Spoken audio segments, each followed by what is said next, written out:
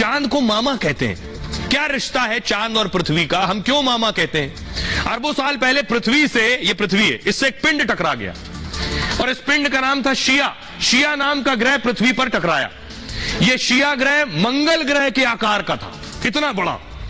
पिंड के टकराने से पृथ्वी का हिस्सा टूट गया और यही हिस्सा टूटकर अंतरिक्ष में चला गया, जो बाद में धरती के चक्कर लगाने लगा। करीब 4.5 अरब साल पहले चांद का निर्माण हुआ। इसको मैं कहूं 450 करोड़ साल पहले। अगर आप पढ़ेंगे विज्ञान में तो हमारी पृथ्वी 450 करोड़ साल पुरानी है और चांद भी 450 करोड़ साल लगभग पुराना है। तो उस दौर में यानी पृथ्वी से निकला हुआ हिस्सा ही चांद है और दो साथ के अलग हो गए। इसलिए रिश्ते में पृथ्वी चांद, क्योंकि लगातार धरती का चक्कर लगाता रहता है और इसलिए चक्कर लगाता है, तो पृथ्वी को हम क्या कहते हैं? पृथ्वी को हम मां कहते हैं और इसी से निकला हुआ हिस्सा है, तो ये मामा कहा जाता है। मान्यता है कि भाई की तरह धरती की सुरक्षा भी करता है, इसलिए चांद को धरती का भाई भी माना जाता है और इसलिए हम मामा कहते हैं, क्योंकि पृथ्वी को हम माता मानते हैं। आइए आपको दिखाते हैं कुछ और तस्वीरें। देश किस तरह से, ये देख रहे हैं, देश में मान लीजिए फेस्टिव मोड में देश आ गया। चंद्रयान 3 लैंड करने वाला है, देश में हवन पूजन हो रहा है, ये आप देख रहे हैं। उसके नमूने बनाए जा रहे हैं। अगली तस्वीर दिखाइए, मूर्ति बनाई गई है। ये देख रहे हैं सैंड आर्ट, जिसपे चांद बनाया गया है और ऊपर देखिए चंद्रयान उतरा है। अब आपको बताने जा रहा हूं, मैंने आपको शुरू में बताया कि चांद को मामा क्यों कहते हैं। आपने यह भी सुना होगा कि चांद पर दाग है। आप अगर यहां से देखेंगे चांद तो आपको कुछ नजर आएगी, एक आकृति। यह दाग कैसे चांद पर आया है?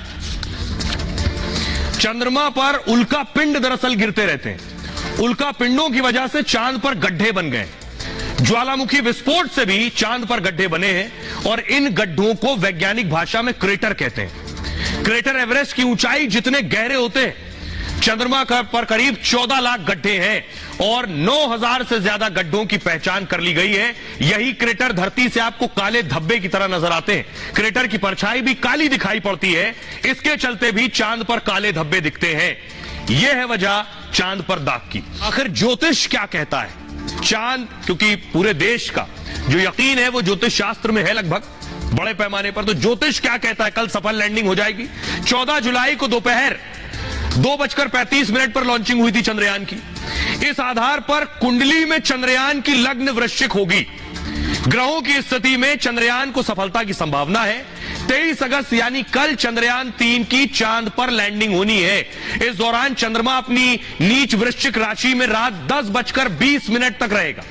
इसका मतलब हुआ रात 10:20 पर लैंडिंग पूरी तरह सुरक्षित रहेगी। इस बीच में लैंडिंग होगी तो सुरक्षित होगी। चंद्रयान 3 को चांद पर शाम 6:04 पर लैंडिंग करनी, यानी ज्योतिष के अनुसार चंद्रयान 3 की सफलता पक्की।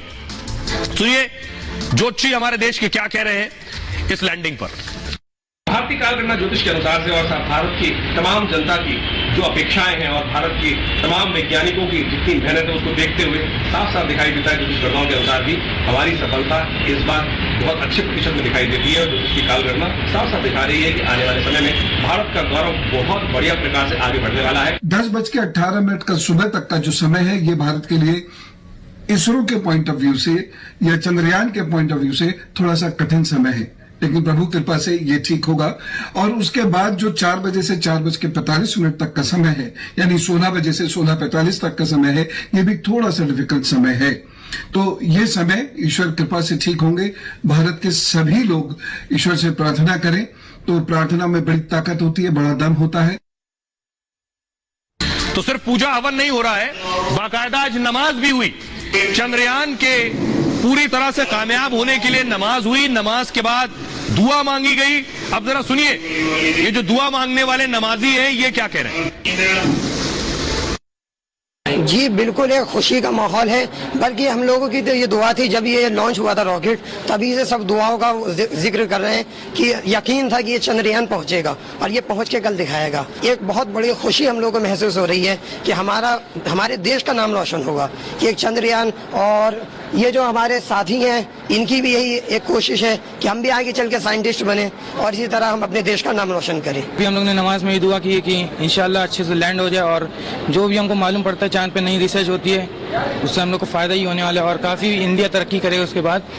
और हम लोग चाहते हैं कि ज़्यादा से ज़्यादा तरक्की हो। हम लोग भी साइंस पढ़ते हैं, हम लोग को भी पता है काफ़ी मुश्किल टास्क है ये इंडिया के लिए, और ये हो जाता है तो इंडिया इसरो जो है काफ़ी आगे चला जाएगा, नासा की टक्कर में आ जाएगा। आइए अब आपको दिखाते हैं, ये आप देख रहे हैं अहमदाबाद के छात्रों को आप देख रहे हैं जो चंद्रयान के लिए प्रार्थना कर रहे हैं अहमदाबाद में। अगली तस्वीर दिखाई जरा, उरी की तस्वीर आप देख रहे हैं। उरी में स्टूडेंट तिरंगा लिए हुए हैं और चंद्रयान के पूरी तरह से सक्सेसफुल होने की कामना कर रहे हैं। अगली तस्वीर दिखाई जरा।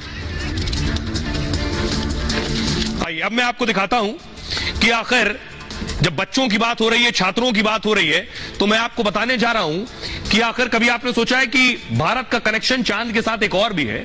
बचपन में हमारे देश में बच्चों को लोरी सुनाई जाती है चंदा मामा दूर के। अब चंदा मामा हमारे लिए पास क्यों गए, लेकिन चांद को मामा क्यों कहते हैं, कभी आपने सोचा है? आइए अब आपको बताते हैं, दिलचस्प कहानी है।